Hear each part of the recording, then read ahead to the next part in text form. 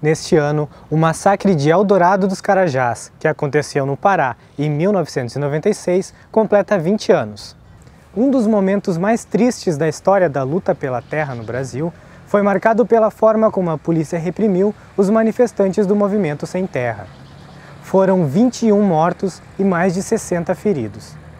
Relembrar esse acontecimento é importante para que se reflita sobre a necessidade da redistribuição da terra no país.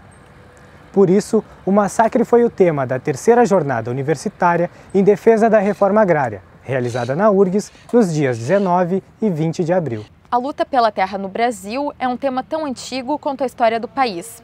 Os conflitos começaram durante o período colonial, se tornaram mais violentos depois da independência do Brasil, em 1822, e permanecem até hoje. Sem dúvida, houve algumas conquistas, mas ainda há muito que avançar.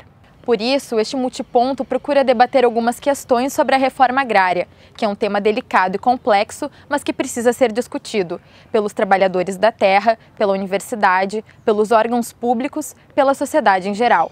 A reforma agrária é uma forma de desconcentrar o território brasileiro.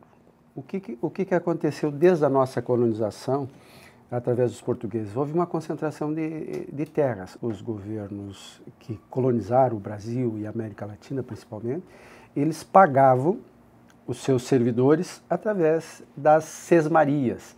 Então, houve uma concentração muito grande de áreas nessa época. Além de nós vivermos num país capitalista, onde você tem automaticamente uma concentração de terra, porque empresas acabam comprando, acabam adquirindo terras. Em todos os países do mundo, alguns países fizeram uma reforma agrária única, né, onde houve uma distribuição através de força, como os países socialistas. Nos países capitalistas, o governo tem que adquirir terras para fazer a reforma agrária. Então se torna mais lenta justamente por quê? Porque o governo não tem no seu orçamento dinheiro ou recursos que possa adquirir de uma vez só. A reforma agrária é uma situação que vem desde o Império, né? Essa discussão na terra, né? Mas o instrumento que iniciou realmente, que regulou, vem de 1964, chamado Estatuto da Terra, Lei 4.504. E, então, esta lei, depois da Constituição, no artigo 184, regulamentou também, e o artigo 5º, inciso 22 e 23, falam do direito de propriedade e da função social da terra, porque a terra produtiva não é passível de desapropriação, desde que ela cumpra a função social. Aí vem um subjetivismo dentro dessa função social que os tribunais é que têm analisado caso a caso o que é essa função social e como ela deve ser cumprida. Existir o Ministério da Reforma Agrária é uma ação positiva de governo. Significa que o governo entende que ele tem que discutir, tem que planejar e realizar a reforma agrária, e ele realizou em parte, mas em outros momentos a gente vê que o que foi planejado não foi executado, o recurso, o atendimento técnico, a escola que deveria estar próxima do assentamento, etc., acabou não funcionando. Então a gente tem aspectos bons e aspectos ruins da reforma agrária que já foi executada ou que já foi planejada. Eu creio que hoje a reforma agrária ela está extremamente associada à produção de alimentos, extremamente associada ao acesso à terra e à possibilidade da desconcentração fundiária. E a concentração de terras no Brasil é muito grande, então há muita gente sem terra e há muitas pessoas passando necessidade que não têm acesso a um meio de produção que é a terra. O que você vem fazendo nesses últimos tempos no Brasil não é uma política de reforma agrária, né? É uma política de apaziguar onde estouram os conflitos. O governo vai lá, compra uma área e assenta essas famílias para minimizar um pouco essa tensão. A reforma agrária vai para além da ocupação da terra. A ocupação da terra é um método de mobilização para chamar a atenção para a desigualdade que há. A questão da agrária não é simplesmente a terra em si, né? Mas é todo o contexto que envolve esses aspectos socioeconômicos. Isso aconteceu no Brasil afora, esse é um problema sério, né? Que vários dos assentamentos foram colocados em solos, às vezes, já muito degradados, ou são solos que, né, pela sua própria condição, são solos rasos, né, que não se permite o cultivo, e que foram utilizados, né, muitos e muitos anos, né, décadas até históricas para a pecuária, por exemplo. Então, também foram solos muito degradados, né? E ali se coloca, então, um grupo de pessoas para que elas produzam. Acontece que o assentado, ele nunca é assentado na sua área de origem. Ele é colocado em outros lugares.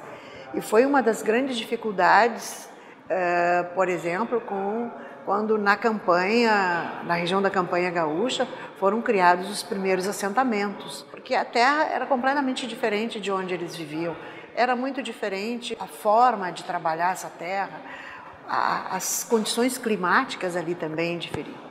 Então eles tiveram que passar por um processo. Eles têm que construir uma nova identidade e se enraizar naquele lugar. A partir dessa situação, eles começam a construir as suas territorialidades, eles se reterritorializam efetivamente. E isso é muito importante, porque aí eles deslancham, né, na sua condição de agricultores familiares que eles são. Lá em Bagé, principalmente na região de Bagé, no começo nós estávamos lá, o pessoal sofreu muito, só por causa da estrada, né? Porque o assentamento dá certo se for investido nas regiões certas. Hoje tem alguns programas do governo, mas que nem alcançam todos os assentamentos, né? É algumas regiões que conseguem chegar nesses programas. Nós temos num local geograficamente privilegiado, aqui perto da metrópole, então é muito fácil de produzir e de conseguir o comércio. Mas assentamentos mais distantes, a realidade é mais complicada, né? Então tem que ter um nível de organização muito forte para conseguir se manter. Nesse contexto do assentamento ou de um planejamento de um novo assentamento, é importante sempre considerar as características culturais, históricas dos assentados, de que região eles provêm, qual é o hábito de agricultura que eles têm, qual é a experiência, né, regional que eles trazem. E com base nisso, ter um estudo profundo das condições de solo, de clima, do ambiente em geral, da região onde será implementado esse assentamento.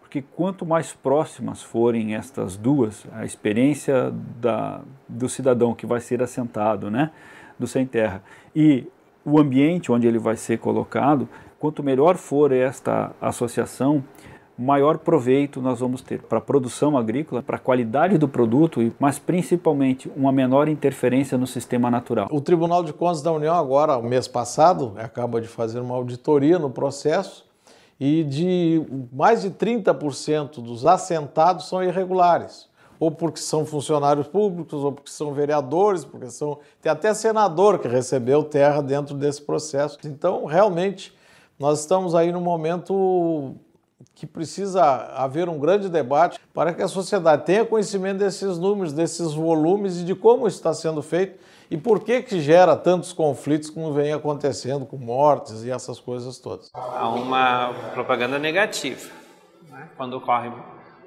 conflitos, isso é bastante divulgado. Agora as experiências elas estão restritas. Para reverter isso, recorrer à literatura, a uma intensa produção literária e científica a esse respeito, que comprovam essas experiências bem-sucedidas em diferentes assentamentos do Brasil. Há um conflito aí ideológico, claro, né? E quem se baseia simplesmente pelos grandes meios de comunicação não vai compreender o que é de fato a luta pela reforma agrária, a luta que o MST vem travando nesses mais de 30 anos, né? O bom é que as pessoas vêm nos ver, né? Isso é o primeiro passo para a gente conseguir ir dialogando e mostrando de fato quem nós somos, né? O mais claro, acho que para mim é que ainda existe a reforma agrária, existe o movimento sem terras e eles continuam reivindicando terras.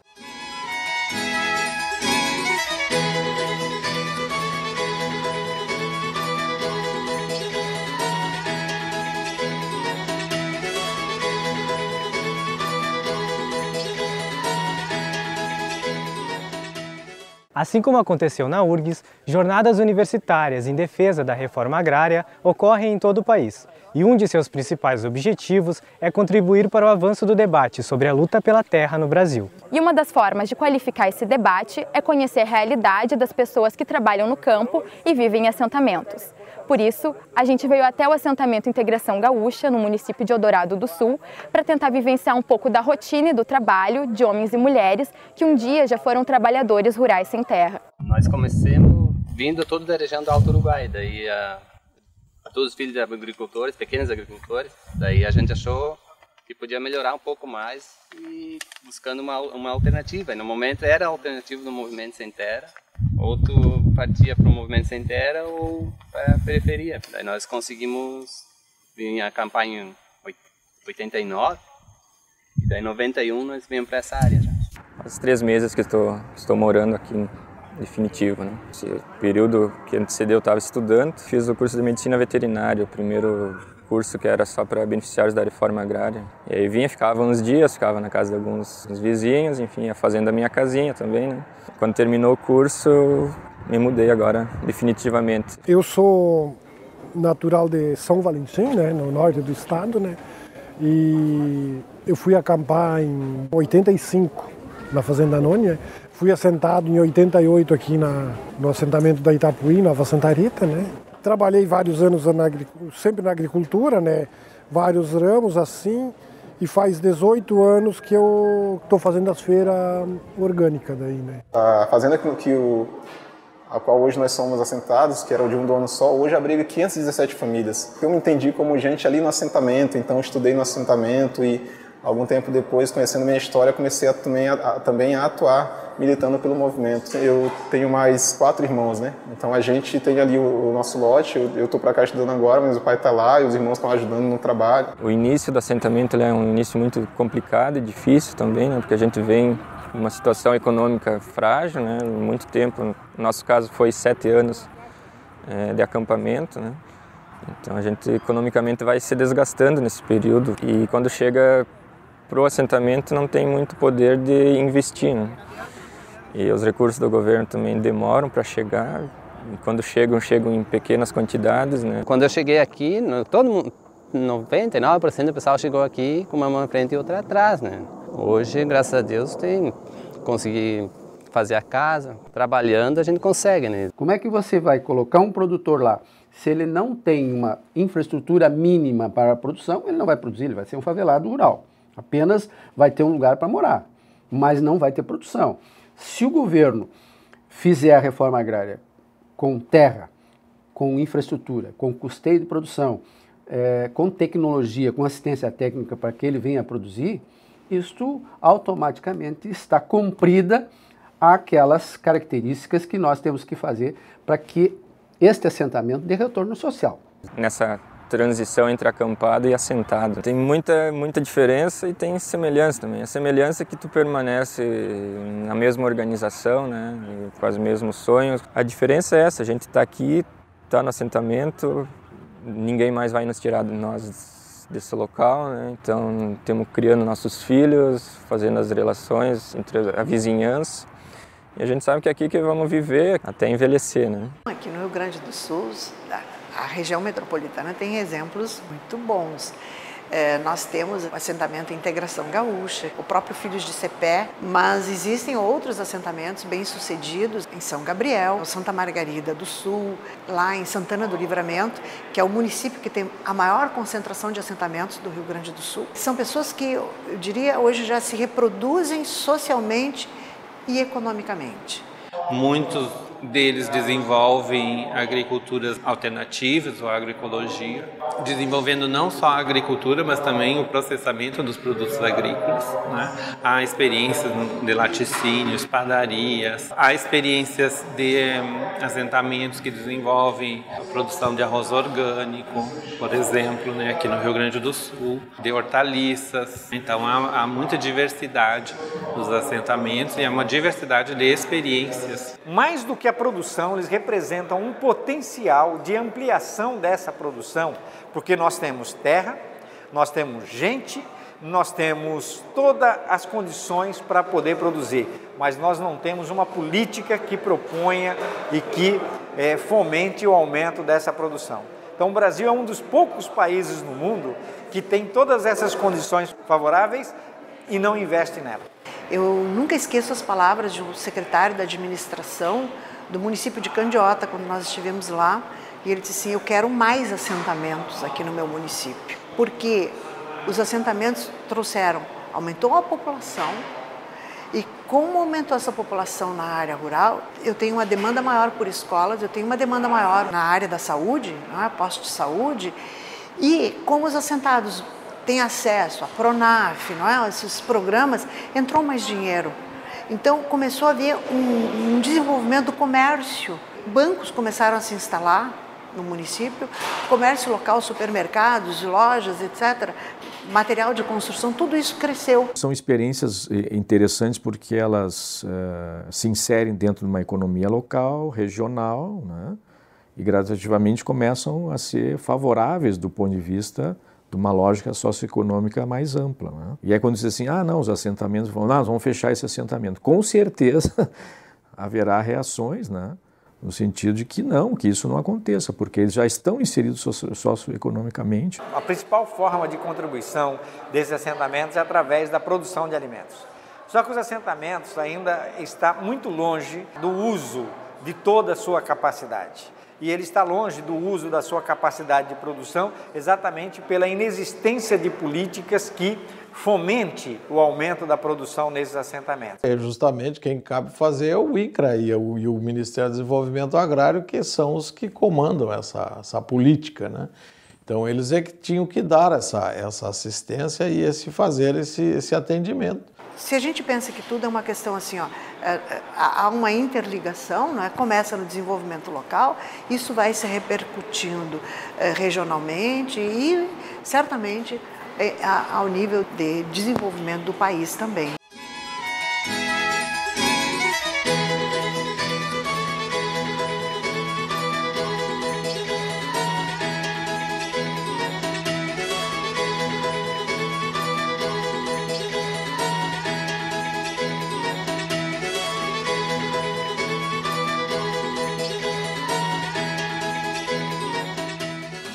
A nossa organização, o Movimento Sem Terra, que hoje, com mais de 30 anos de luta pela reforma agrária, juntamente com outras organizações, conquistou terra para mais de 300 mil famílias que hoje têm acesso à terra, ao trabalho, buscar ali, através dessa terra, e outras políticas públicas, conquistar uma vida mais digna, acesso à educação, à saúde, a lazer. O movimento dos produtores rurais, né?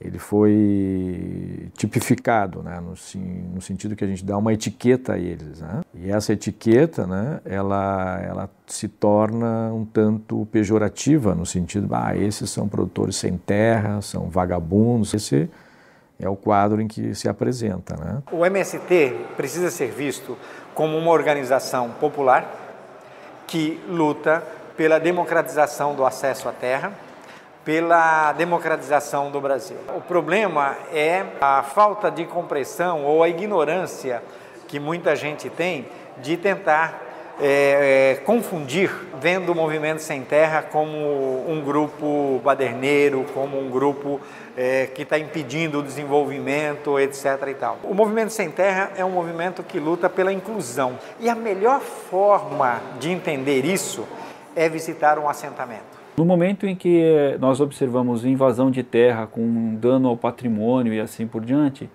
nós pensamos, não deveria ser assim, o MST não deveria atuar assim. Mas em outro momento, você percebe invasão, você observa que a invasão foi em áreas improdutivas. Áreas em que a discussão judicial há décadas se prolonga e nada se faz, nenhuma decisão se toma, se posterga. E postergar decisões no acesso e uso da terra para a sobrevivência e a produção de alimentos é algo que não deveria acontecer. Isso também deve ser, de certa forma, fortemente criticado. Muita coisa se manteve assim, foi reforçado sobre o MST, assim, da questão do orgânico, da responsabilidade assim, com o meio ambiente, e que normalmente quem é assentado do MST continua participando das lutas do movimento, né? Não é só o trabalho na terra, né? Tem todo um trabalho de movimento social mesmo. Então você, tendo um segmento organizado como é o MST, ou desorganizado como alguns queiram, né? Mas é é uma forma de pressão para que os governos consigam avançar nesse ponto que é a reforma agrária. Eu acho e sou defensor da reforma agrária, mas uma reforma agrária organizada e uma reforma agrária que tenha uma retribuição à sociedade. Qual é a retribuição que eu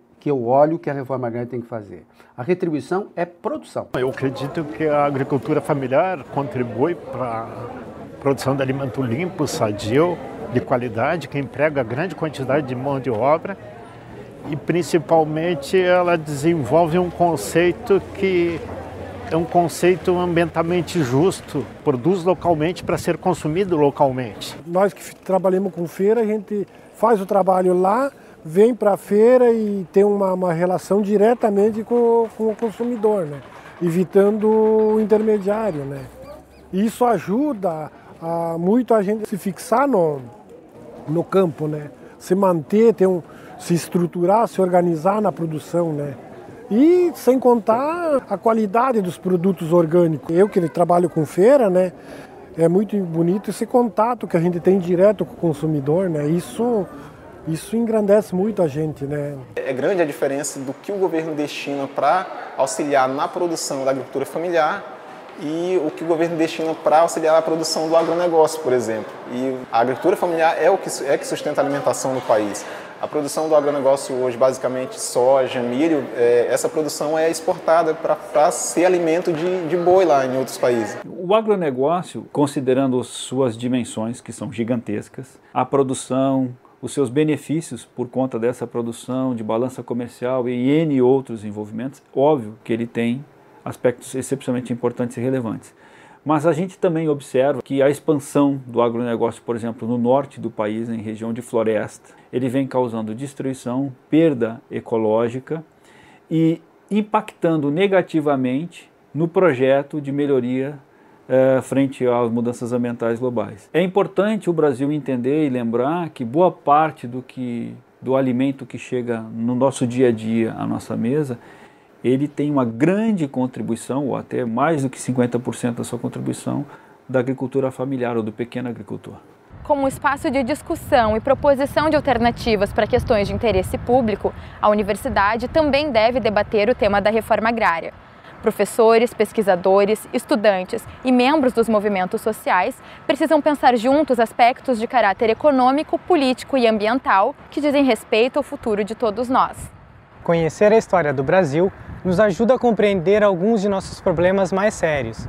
E pensar em como queremos utilizar essa terra pode nos ajudar a resolver muitos deles. A universidade ela tem que abrir as suas portas para as comunidades, não só assim, a comunidade acadêmica, como também essa comunidade dos assentamentos de reforma agrária.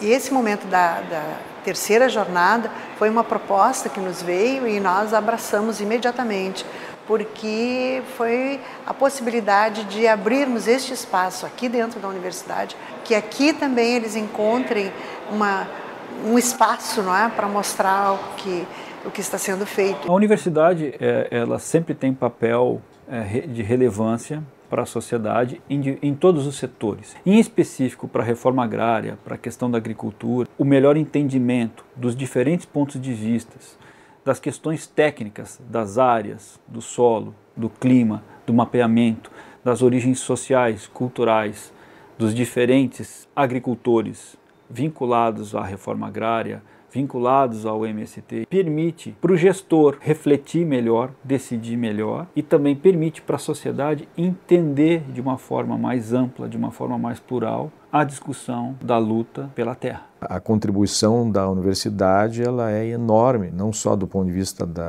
do que nós produzimos em termos de artigos, livros. E aí tem uma questão que eu diria que é fundamental também, que é a formação, né? Os espaços de diálogo que são abertos dentro da temática são sempre amplos, né? E eu diria que não acabarão, né? É de fundamental importância, né? Elogiamos essas iniciativas, né? Porque são elas que vão ajudar, porque nos últimos anos nós temos percebido, né, onde que o inimigo, o agronegócio, esse inimigo se fortaleceu. Então, só nossa organização é incapaz de implementar a verdadeira reforma agrária, que vai além da distribuição de terra. Necessário esse debate, é fundamental com a inteligência nacional para que as pessoas, primeiro, que se informem sobre isso, o que é realmente, quer dizer, sempre as informações são muito no aspecto litigioso, né? As coisas são colocadas num litígio permanente e essas inteligências às vezes não são chamadas para esse debate. A coisa se transforma numa guerra e quando deveria ter um bom senso. Para resumir um pouco, é o que o Paulo Freire diz, né? Fazendo as transformações nas escolas, o povo fará nas ruas, né? Então, nada melhor do que está sendo discutido isso dentro da universidade, né? Que as pessoas que têm as condições de assumir depois os cargos, que vão ajudar na elaboração de políticas e até na questão de formação e organização da própria população, né? São pessoas com debate bem mais qualificado e com mais poder de argumentação e de convencimento. E lembrar esse massacre é principalmente mostrar que a reforma agrária está viva, né? Nós precisamos dela, precisamos muito. E trazendo os 20 anos do massacre, é relembrar que a reforma agrária não pode ser esquecida. Não é cova grande, é cova medida, é a terra que querias ver dividida. É a terra que